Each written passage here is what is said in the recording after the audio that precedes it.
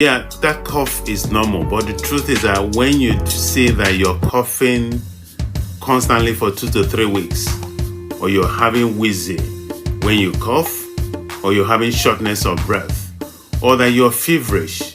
or you find that your cough is productive, you're producing unusually bad colored phlegm or bloody phlegm, then that cough is not an ordinary cough. My advice is to check with your medical expert, have some tests, because that cough can be deadly.